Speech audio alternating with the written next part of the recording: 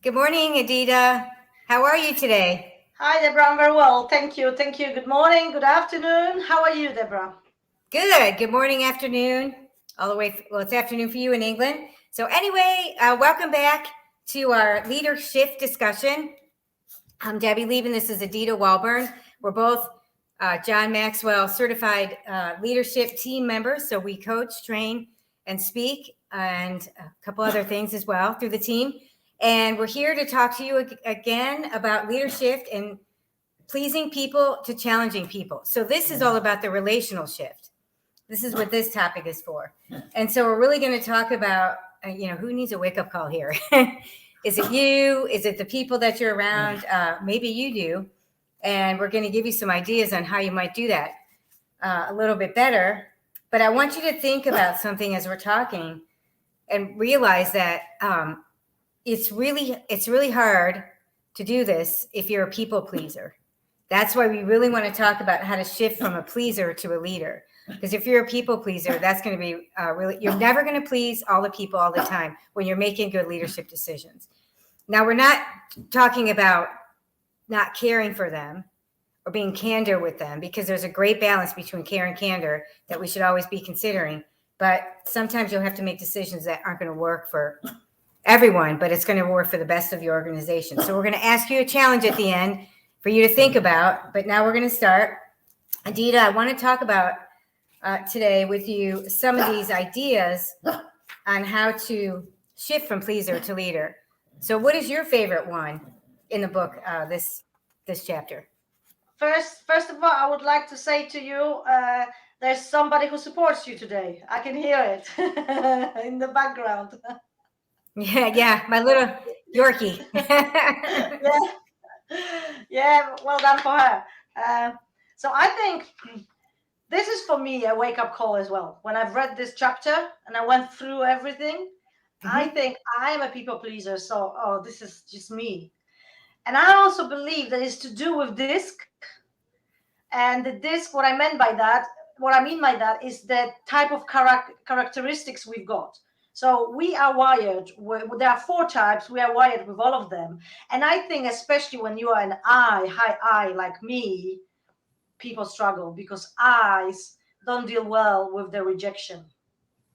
And that's why for me, this was very wake up call, because it's it's not about rejection, it's about become a leader that people will follow, will trust. So I have to work on that, I have to admit. And and I believe that whatever you do, you have to set up the boundaries. Doesn't matter where you are. If you are in the even in the relationship, in private life, in your for your organization, you have to set up the clear boundaries. And if you don't know what they are, you have to be able to go and ask. You have to be able to to go and ask, and you there should be no judgment there. There should be nothing against because you don't know. You just want to find out. But this should be cleared at the beginning. So I believe that that's very important. This part is very important because we need to know where we're standing at the beginning, right at the beginning. And yeah, so work to establish expectation up front, and that's so important. There's more things to it, but I believe to make a clear boundaries is the best way.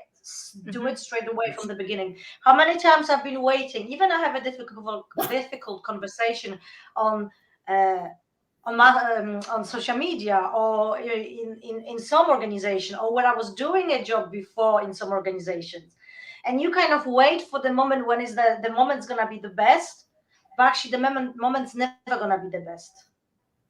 We feel like we're gonna warm up the people and then we're gonna say it. It's not gonna work. It's not gonna look good on the leader. I think this should be set up at front. So that's the first takeaway. I have another one as well, but please tell me, Deborah, first. What about you?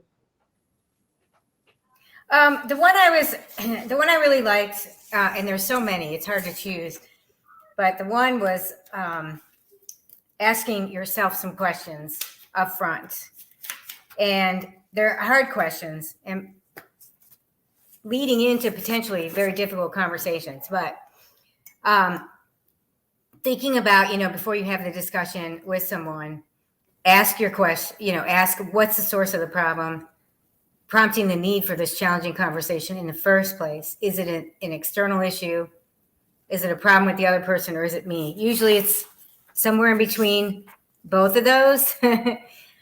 So here's a little checklist that you can think about. Have I invested in the relationship enough to be candid with them? So where are you in this relationship? Do I demonstrate that I value them as an individual? Do they know that, or is that unclear? Am I sure that this is their issue and not mine? But usually both people are contributing. That's just something to think about. It's never just one-sided. Am I sure that I'm speaking up because I feel threatened? Is that what the real issue is? Is the issue more important than the relationship? So that's one thing I really want to emphasize. Is this issue more important than the relationship? Is it worth really giving up a relationship over something? Does the conversation clearly serve their interests and not just mine? So what's the bigger picture here? Are we both going to get something out of this? And there's more questions, so I won't go into all of those, but these are the things that, you should ask yourself before engaging in that difficult conversation, so that you're not going into it thinking it's all them, because 9 times out of 10, it's not all them.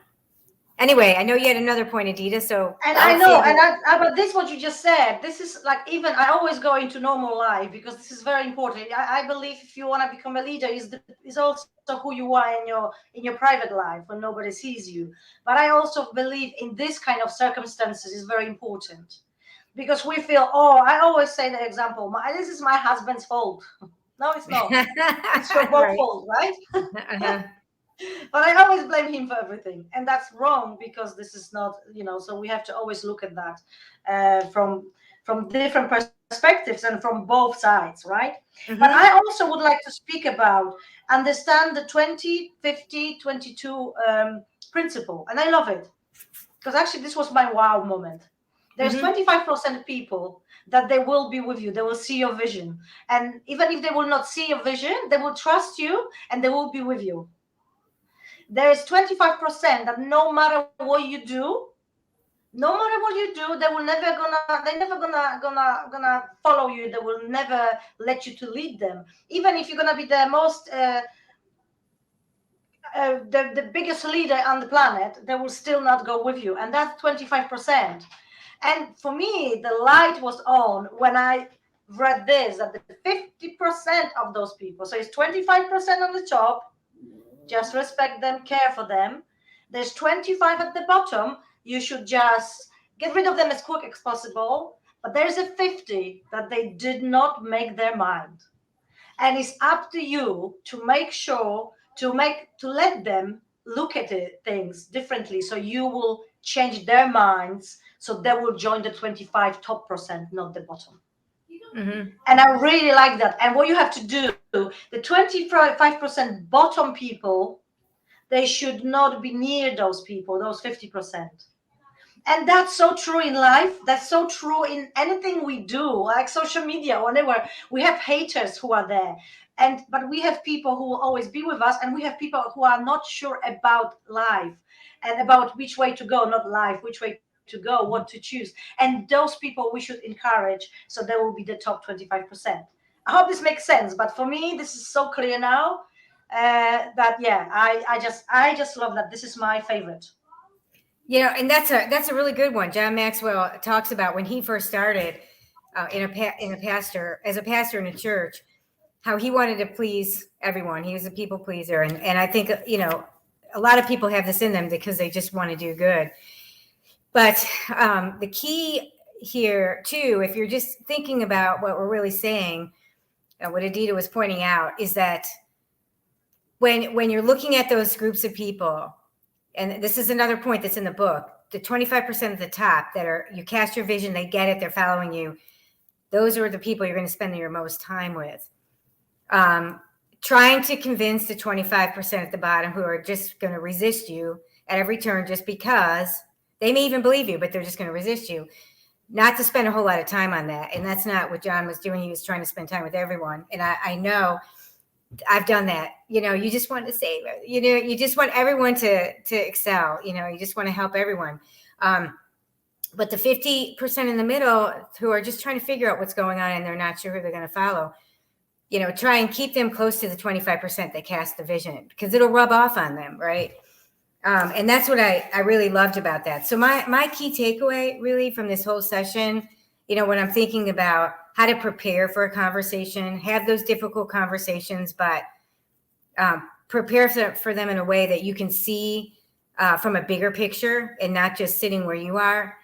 And then the other thing is making sure that we're caring for the people no matter what, and that we've got candor, but there's a balance, and working through that balance and what it should be for each person, because it will be different, for each person. So those are my key takeaways. What about you, Adita?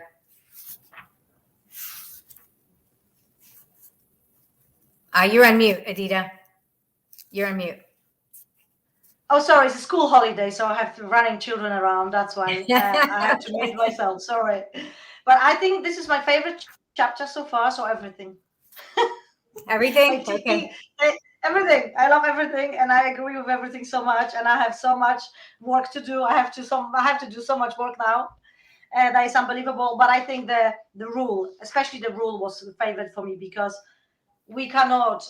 I even have written this here. You cannot help everyone, and exactly what it is. You cannot help everyone, but you have to ask them, instead of, because I put this as well here. So instead of asking people, are you happy?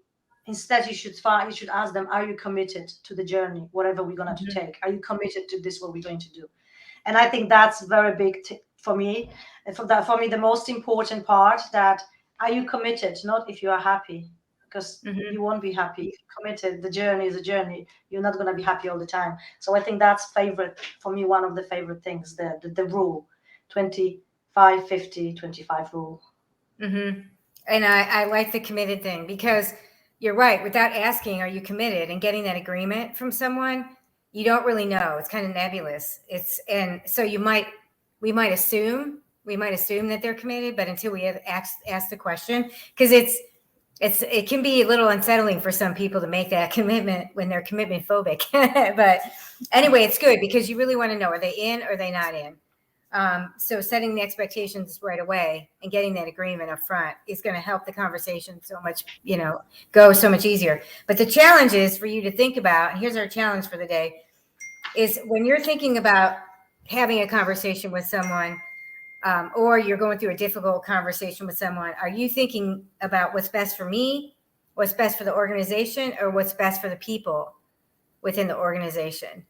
And what order are you thinking about? If you're thinking about what's best for me, then it's probably not going to work. You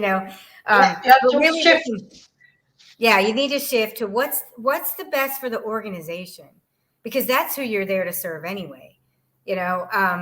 And then how can you help, thinking about what's the best for the people in general across the organization, and then what's best for you. So that's a challenge. And if you haven't thought about that, or you're thinking it another way, maybe think about this week how you can make that shift, because the key in this whole chapter is the relational shift.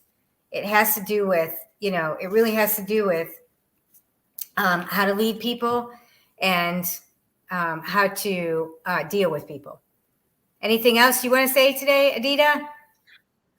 No, I think, again, I'm going to say, always remember life, organization life, your business, no matter what business, what's best for organization, what's best for people in that organization, and then last, what's best for me. And I think if we all gonna go in this order, we'll get there eventually. To change. All right. Well, thank you, Adita. It was great seeing you again. Thank you so much. We'll see you next week. Thank you. Bye. Bye.